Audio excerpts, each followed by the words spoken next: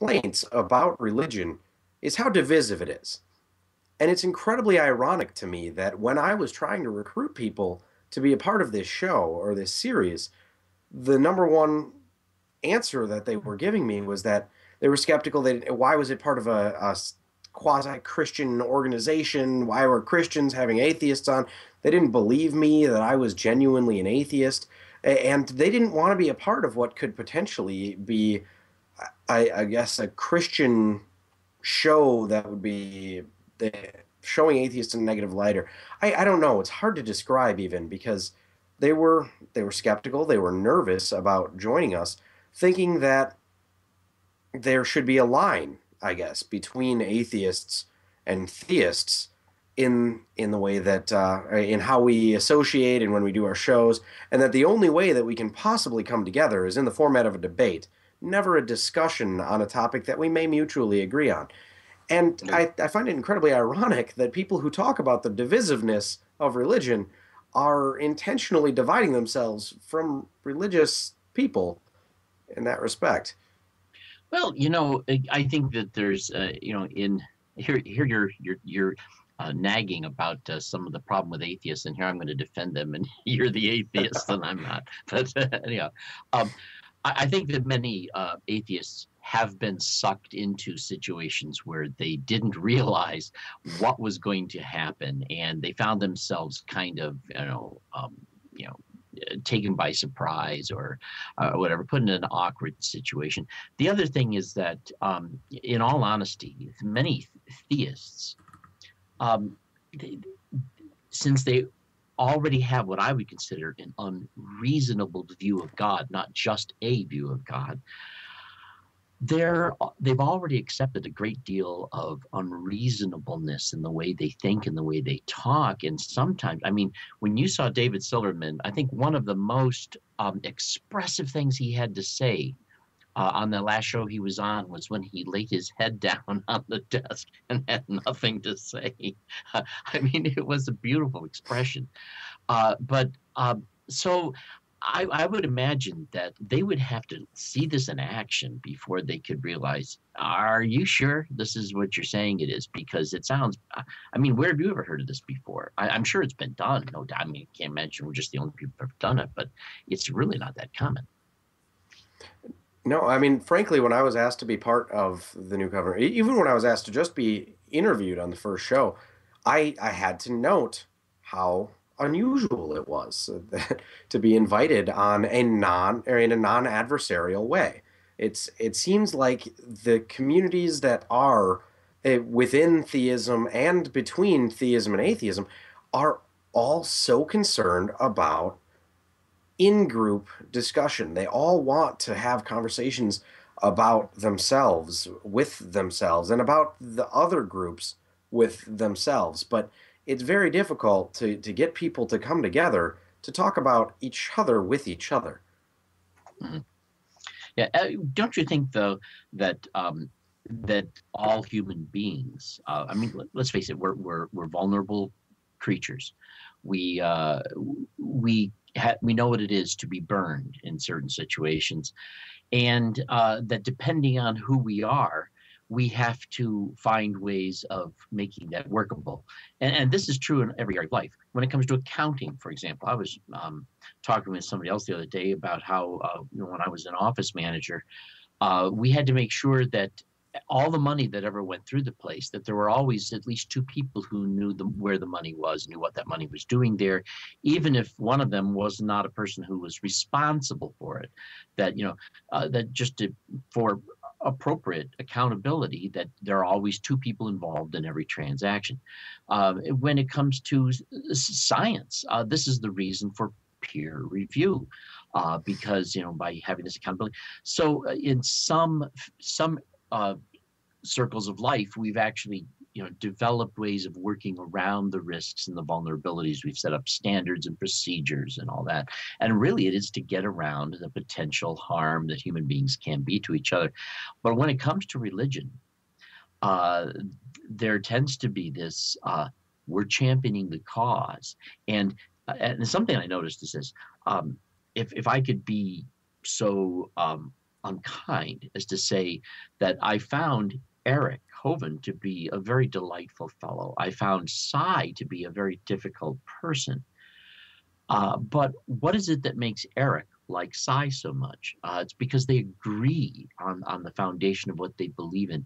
And I think that when it comes to religion, one of the things that really disturbed me, particularly when I was a fundamentalist, and part of what started to turn me off from it, is just how terrible another fundamentalist could be as a human being, as a person, as a personality, a troubled soul. But if they champion the faith, they were a good guy. And that this is particularly more common, I think, in both political arenas and in religious arenas, where the level of quality of person is just not a feature we're worried about.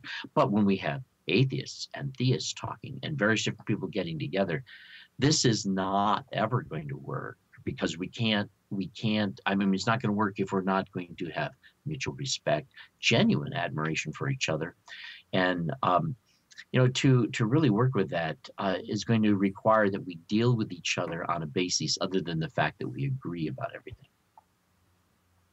I think that you hit a very important topic there when you were discussing respect. Specifically, I wanted to mention there's been some controversy in the YouTube comments and in other places about the perception, and I guess there's two competing stories, whether we asked Cy to leave last weekend or whether he chose to leave.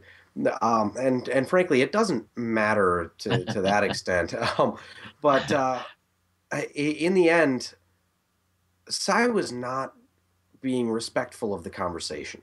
And I feel it's necessary to state that explicitly for the reason of, one, defending ourselves and Joey, our producer, for his actions in the moment. I think it was wonderful to intervene in such a way to protect the integrity of the conversation and to try to carry it forward. With what we do at the New Covenant Group, it can bring up some very controversial topics and things that can be difficult to discuss. But it's important that we respect the goal of discussing them. And we don't like to censor people. We don't like to ask people to leave. But there's been actually more so in the last week than I'm used to. I've been working with people who simply do not want to discuss the topic at hand and have a very strong agenda to come in and take control of the conversation. I'll tell you what, I don't have a problem with somebody taking control of the conversation on their show if they invited somebody else to come and discuss about it, to discuss a topic. Right. Then the control should be in the host's hand. But if you've been invited to be a part of a discussion from somebody else, trying to hijack the moment and opportunistically steer the conversation in the direction you'd like to go is frankly dishonest and disrespectful. And that's why I support the decision of either, whether we want to say it was Cy's decision to leave or Joey's decision to ask him to. I think that it was better for the conversation, because in the end, the New Covenant Group and any organization like us cannot move forward if we're willing to tolerate people being destructive within the context of the conversation. Yeah, if I could reword that a bit, we certainly want to tolerate people. We just don't want to always tolerate their behavior. But I think that's what you really meant by anyway. Well, I believe I said tolerate people doing something, not right, tolerate people that. Yeah, I'm just clarifying it because I know that you. If you can tolerate me, I know you can tolerate people. But first of all, I wanted to crack a joke and say that if you're reading the YouTube comments, it's kind of like a scientist reading the supermarket tabloids. But those comments there on YouTube, I haven't read them. I didn't even realize. I've never gone there to look at them, but I'm too busy. But if there were people there defending it, I think that's actually an example. Since there are people out there who really believe that Cy's argument is just indefeatable and it's awesome. And since he was offering it, they want to champion this because it's yay for our team. And when our team didn't get a chance to punt or whatever, then I, it shows how much they are willing to compromise their sense of appropriate discussion in order to make sure that they get their points in, and how that blinds them. I think this is true of all people in general, but as I was saying earlier, I think some of us in our circles of profession or other areas find ways of managing and mitigating that kind of problem. I did want to qualify one thing is that I don't want to attack what he was stating at all. That's something that I don't feel it's necessarily fair. We could certainly have a discussion about that argument because it's not size argument in the first place. It is a well-established apologetic, but it's also a generally abandoned one. But um, I just want to talk specifically in this context about the behavior and what was there. And I think there was a YouTube commenter that summed it up almost perfectly. The moment that made me realize that this conversation could not continue was when I attempted to ask Cy a question, and he stated directly to me, "No, you're already out of the conversation. You admitted that you don't know anything." And I just wanted to sort of reiterate or repeat what a YouTube commenter, and I'm sorry, YouTube commenter, I don't have your name handy or your handle to give you full credit for this, but it is on that video. They said, imagine you have 1 billion bottles of water in front of you, and you've been told that one bottle of water is poisoned, and if you drink it, it will kill you. You have to choose one bottle of water and drink it. Now, it is impossible by any mathematical law to know with 100% certainty that you did not just drink the poisoned bottle of water. But Cy's tactic in asking things in such a way and then excluding people from the conversation is to say that as soon as you have drank a bottle of water, I'm going to treat you as if you're dead, regardless of whether it was the poisoned one or not. And we need to be able to work in a world of probabilities and not absolutes for anything to be able to work forward. Is that, yes, is it possible that that bottle of water was the poisoned one and I've died? Sure it is. Regardless, it's not a productive point if we stop the conversation there. Particularly if after you've drank it, you're still living. Right. Yes, that's a very good point. I do think that on one of my shows, I do plan to take a look at that argument and critique it. It's actually an old argument that's had a couple of different resurrections from time to time. And I think it was originally created as a Greek philosopher by a Greek philosopher defending the idea and notion of a God that has nothing to do with the Christian Judaic tradition at all. I think Immanuel Kant also kind of resurrected it. And lately, there's been some evangelicals who have been bringing it around, and fundamentalists, and they love it. It's amazing. But I do want to talk about it. Can I share with you one thing? I was thinking about it as I was trying to put this together. Please do. This dismissal. Of course, they would claim that you do know things. They just feel you don't have a basis upon which to found that knowledge claim yourself. But they would agree that you do know things. They just feel that you don't have the foundation, since you don't have the fear of God, to know that this is what you have. But if they're going to say that, then this means that the fact that you don't have that foundation is kind of moot. Because if you do know certain things, then you have that foundation they believe in, even if you don't believe in it. And so it's kind of inconsistent, and it's just kind of a bait and switch for that. Did that make sense to you? It did. And I think it very strongly associates with the idea of necessary assumptions for any conversation to even be possible. We have to assume that not only do I exist, but you also exist for you and I to both be having this conversation. Otherwise, it's meaningless and I'm talking with myself. And sometimes when we are having a conversation, we are talking with ourselves, but that's because when we don't have empathy or care. Listen, and I was even thinking of other things such as what if I were to put 2,000 quarters up in the air, and I take a sheet of paper and I number it 1 through 2,000, and I make a prediction as to just for every coin whether it's going to fall on the ground as heads or tails.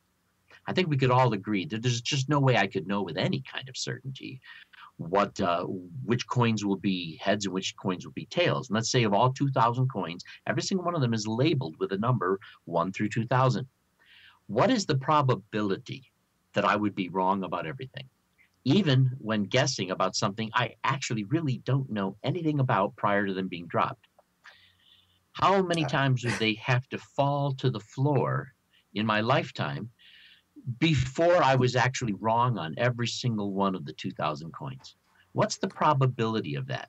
Now, when we add to that our intelligence, our experimentation, our verification, our experience, when we start dealing with things that we know more about, that is based upon some experience of intelligence, this is one of the reasons why, the probability that I'm wrong about any one particular thing may be great, but the possibility that automatically extends to everything that I know that I could be wrong about, that's impossible. I mean, it's just so, the probability is so high that we'd probably have to have a billion universes to have come and gone before one person could ever come along that actually was wrong about everything. It's so there comes a moment in time when I think that it's as objectively true as some absolute truths may be that we don't really have certainty about personally. That for us, knowledge is sufficient if it's useful. Well, I think that there's an important distinction to make when people like Dave or I will make the statement that yes, it's possible we could be wrong about everything that we know. It's assuming a bit of a hierarchy of knowledge as well. When I say I could be wrong about everything that I know, it doesn't mean that any individual thing that I know could be wrong independent of everything else. In saying that I could be wrong that we'll say if I'm going to flip a coin and say it's heads, yeah, there's a pretty high probability of that. It's we'll say 50% 50%, probability that yeah. I'm wrong. So, but does that mean that the probability of it being a 50% probability is also a 50%, or me being wrong about that? So hey, No, there comes a no. point when there's some things that are so foundational to the way that we view the world that for those things to be wrong, everything we know about the world would need to be wrong. For And there's everybody. some things that can just be wrong on their own without really affecting anything else. And Sure. that's one of the big limiting factors to that argument is for me to be absolutely incorrect about everything that I know or I believe I know, I would have to be incorrect about everything that I believe I know. There's not Yeah. like a single thing out there that you'd be like, oh, well, that was actually right, but everything else is wrong. There's Yeah. just No, but think about it. When you isolate any one particular thing, there's always the possibility that that particular thing is wrong. But when you begin to add other things, when you get involved in combinations and permutations, this begins to narrow the probability down considerably. In fact, when you're trying to determine the probability of two unrelated events happening in a particular sequence, you have to multiply their probabilities.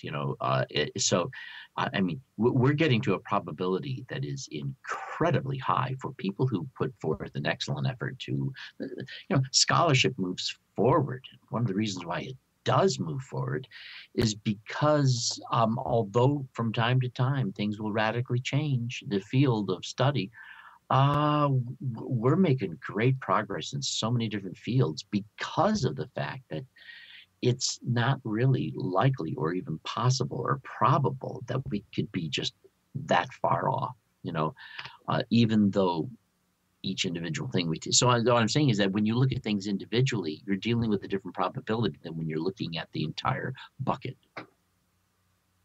That's a very, very good point. And the other thing that I wanted to address on this topic is the law of large numbers and the idea that humans, we are mid-level animals. We're really bad at understanding things on incredibly small scales and really bad at understanding things on incredibly large scales. It takes a lot of training to get to either one. And there's a wonderful example for that in playing the lottery. In my opinion, the lottery is essentially there's two ways to look at it. One is you are intentionally throwing your money away for the right to dream.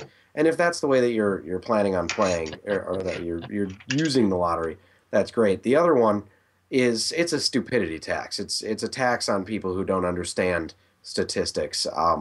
And there's a little bit of both in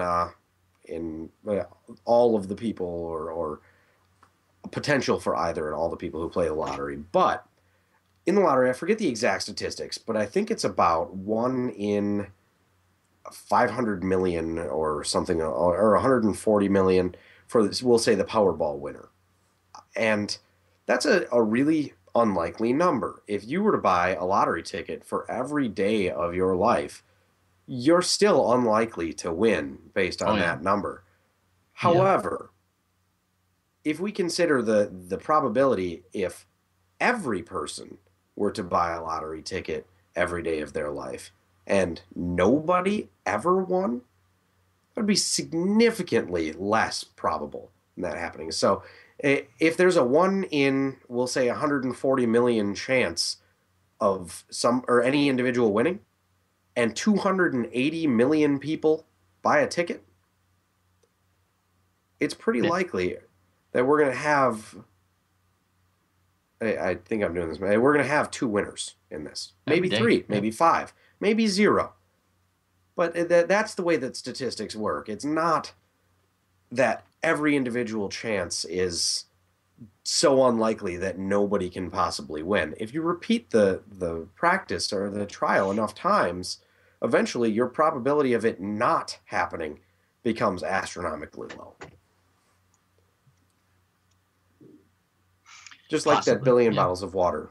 Yeah. If you pick one bottle from that, you're probably not going to die.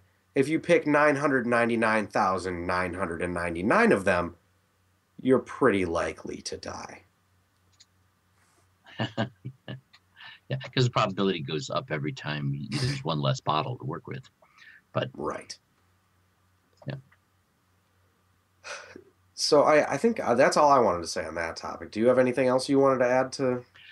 No, but I will be taking a look at it both in terms of the history, the way it's used. I will try to take a look at even some of the ways that I think that the foundation of the argument is also a bad translation. When they say the fear of the Lord is the beginning of knowledge, I don't think they even know what that means, which is interesting because they're making a knowledge claim about something they really don't know anything about. Well, realistically, I don't understand how we can know that you're right that then the Bible is the source of this authority, which gives us that text. And I mean, there's just so Yeah. many Well, that verse doesn't even really say cycles that in there. either, does it?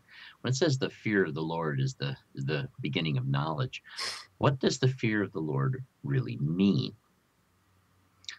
You know, they're assuming that it means, well, you know, I believe in God, I fear God, therefore this is for me the beginning of knowledge, and so they're just assuming that that's the proper interpretation of that proverb. You know, that the fear of the Lord is the beginning of knowledge. But you know, all the psychology studies I see indicate that where there's that kind of fear going on, there's not a lot of knowledge growing. You know, but Well, here's an I alternate would make. interpretation, even of those exact same words. Maybe Yeah. what that means is the only thing that the Lord fears is the beginning of knowledge in others. Well, actually, we could throw whole things up in the air, but I'm actually of the opinion that the phrase "the fear of the Lord" is a phrase that had a specific meaning in that culture, but people tend to you know, they don't study the culture well enough to know what that meaning is. And the Hebrew culture was a culture that took great lengths to honor God as they understood him. And as a result, they tried to put God into everything they could, even where he didn't necessarily fit, but just as a way of honoring him. Kind of like the way, the mafia might make some horrible plan about murdering somebody and say, this is what we're going to do, God willing. you know, it's just one of those things they say for good luck. Yeah, I don't think there's a lot of respect there for God. But the phrase, the fear of the Lord, as I understand it, was a cultural phrase talking about having a respect for nature. You can't negotiate with nature. You can't walk off a 100-foot cliff where there are jagged rocks below and live to talk about it. There are certain things about reality that are non-negotiable. You have to respect these things. And until you do, you're not going to learn anything. And so to recognize that we live in a world that has certain constraints to it, that your life could depend upon, when you realize that life isn't something you magically control, that the opportunities and circumstances of life, once they occur, they're done, and there's no going back and doing yesterday over. When you come to respect these realities, and of course, if we believe these realities are created by God, we can say this is, in a sense, our respect for what God has done, or the fear of the Lord. And so this was a phrase that came about to talk about that very thing. And so what I think it's talking about is really a respect for nature, a respect for reality, a respect for the fact that there are things that are the way they are, whether we understand them or not. And the sooner you learn to accept that and deal with that, that's when you're going to really start learning. And if you can't deal with that, you haven't learned that, you're going to be ignorant, you know? So that's my understanding of the meaning of the phrase. Well, I'm fascinated. I look really forward to your doing that show. I don't necessarily want to take the rest of your material away, but I think there's been a wonderful foreshadowing of what's to come, and I look very Thanks. much forward to watching that episode. So let us know when you're going to do that. Sure. Yeah. I think it's going to be a couple of weeks off. I'm still trying to put some things together. It's going to be a very tight show. I mean, I got a lot of material to cover, and I want it to be filled with just so many nuggets of gold by the time I do it that I'd like to get it done in one show and make it a very full and complete critique of the argument. So I wanted to go back a little bit then to the initial topic that I guess I had approached at the beginning of the show. And we didn't discuss much, but I think that it is important to focus a little bit more on why the New Covenant group does what it does and brings people together from these various viewpoints, and why we think that they, or well, at least why I think that's important. That we're not just wagging the dog, as it were. I'll tell you what, there is a ton of atheist blog material and video blogs, and there's a lot. I mean, there's the Atheist Experience and just myriads of different shows about or featuring people talking about atheism, skepticism, their reasons for not believing in a God, and to an extent, their audience is mainly other atheists. A lot of Mm-hmm. that is, of course, there's always emerging people that are learning more about it, and it's important to have this resource available to them and constantly refreshing. So I'm not saying that these things are not important. However, there's also, I don't think, a lot of intellectual fulfillment to that for somebody No. who is not in a transitional state, somebody who's been pretty well established in their personal understanding of the world. And I think that the same is true for a lot of religious or God speak when it comes to people who are firm in their own personal understandings of gods and their own theologies. That there comes a point when the discussion of or that simply affirmation almost loses its meaning and just becomes rote, and that's where we start to approach religion instead of faith, or I guess understandings of ourselves, the journey itself. It And that's becomes a to me rigid why I think this is so lifestyle important. instead of a lifestyle. I I don't know. It boggles my mind to see the amount of atheists who are afraid to associate, even in my conversations with Sarah Moorhead, and I don't want to give too much of it away ahead of time. I mean, she is going to come on for a show, but we talked about how we have a mutual goal and we're united in that we both see, and frankly, we all see part of the as the New Covenant group, the harm that religion does. Now, the Recovering from Religion organization is about it puts people together with counselors and helps people through what can be a very, very difficult transition. And it's Mm. been criticized heavily for not being focused enough on just atheists. But frankly, not everybody who is recovering from religion becomes an atheist. And not No, no. everybody recovering from religion entirely escapes from religion, but they just move into a less oppressive religion. And not even every atheist escapes from religious thinking and that way Right. of life. So it's important And that we approach these together and try to there's bring and be as various inclusive different, as not only possible. just degrees of connection to organizations, but many ways in which that the leaving. There are people who use the phrase institutional church. Every Memorial Day weekend, if I'm available, I tend to go to this retreat. It's called a Dan Stone retreat. It's I enjoy it, you know. And many times I've gone because I'm invited as a musician to help play with the band and provide some music. But although it's definitely a retreat of people who do believe, in fact, what unites them is their notion of our union with Christ, the fact that God, Christ, lives in us. Even in an articulate way, they have various other opinions. But the odd thing I was going to say is this: the vast majority of people who go to this retreat haven't been inside of a church in decades. They just don't go. And some of them, this retreat is the only thing they do all year that is even gathering together or, doing church, as it were. And this is becoming far more common. And there's a lot of these people who are doing something like this who have been deeply injured and hurt by a previous involvement in doing church. And they're really looking for support. There's also some you've probably heard of, like the Free Believers Network.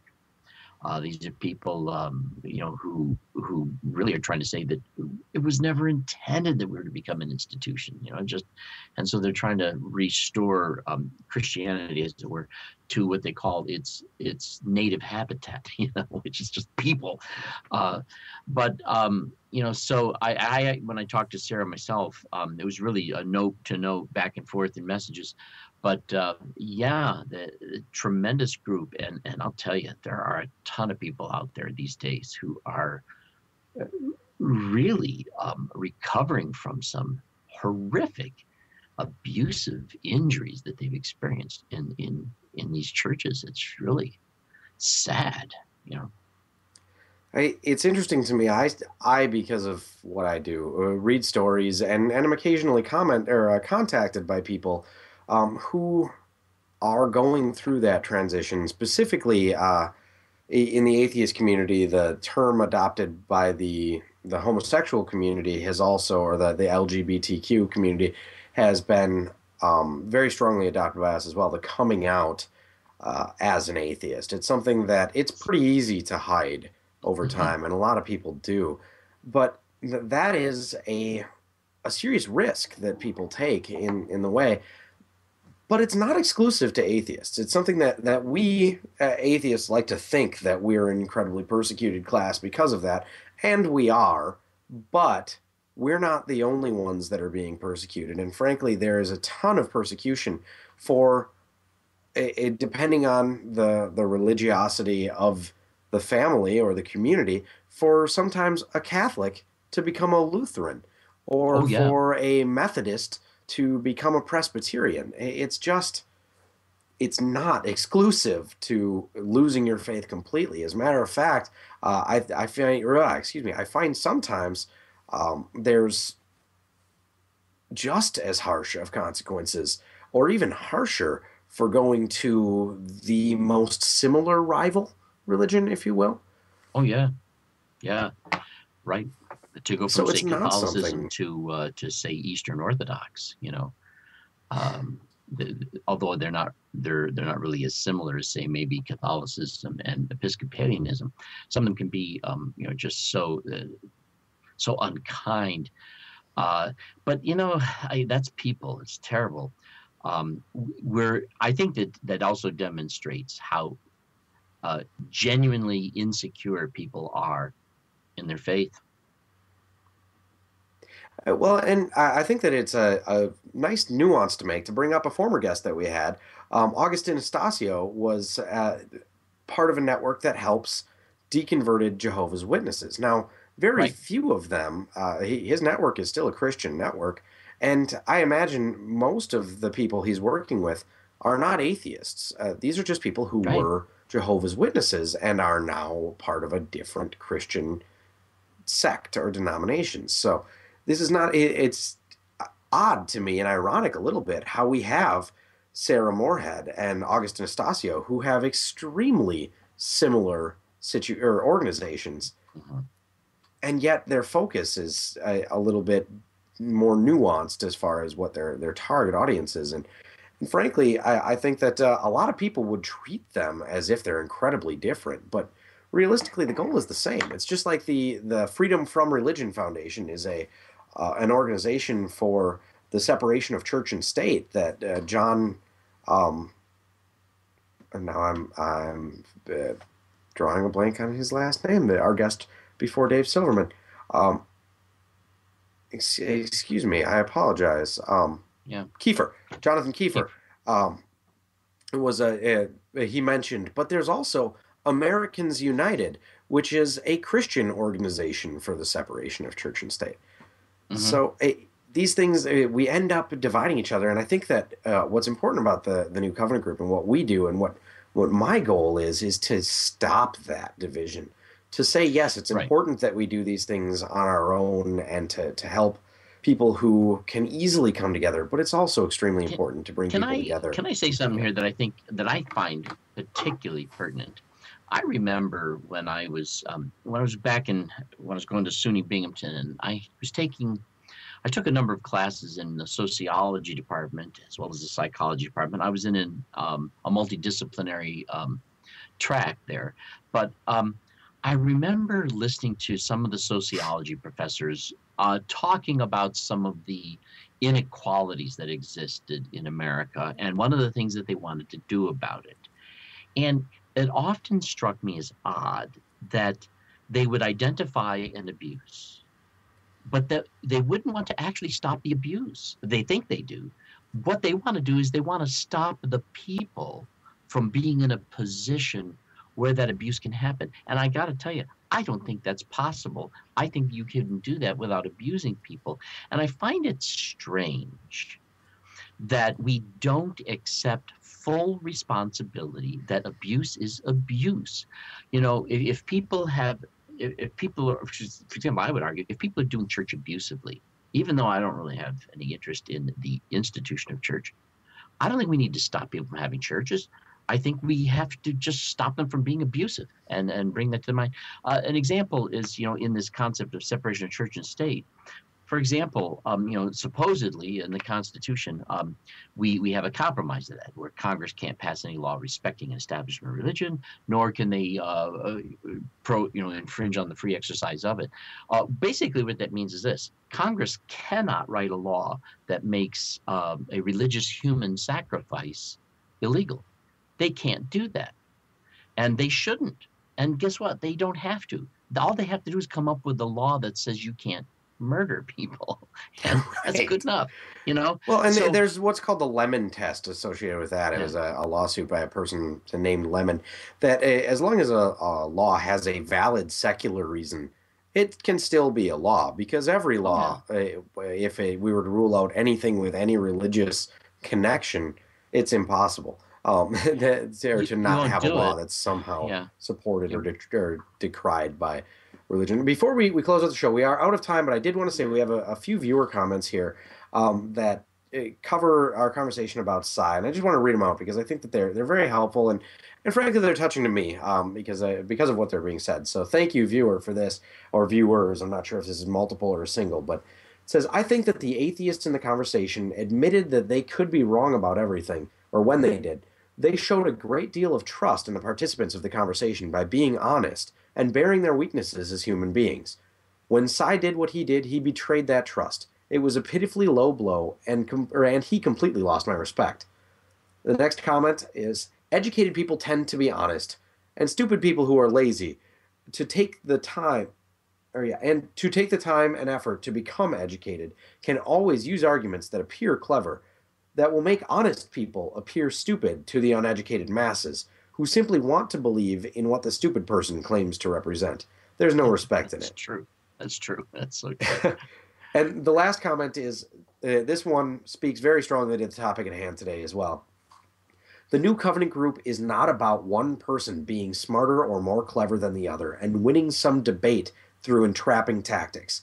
It's about people who disagree on many levels learning to come together and trust each other to try harder to understand the disagreeing party and to care more Yes. about understanding the other person than about being understood first. The New Covenant group is about putting the other person first, no matter what they believe. Sai took advantage of that. He was like an untrained boxer who felt proud of striking a person who doesn't believe in violence. So thank you, viewer. That's all the time we have for the show. I always run over time.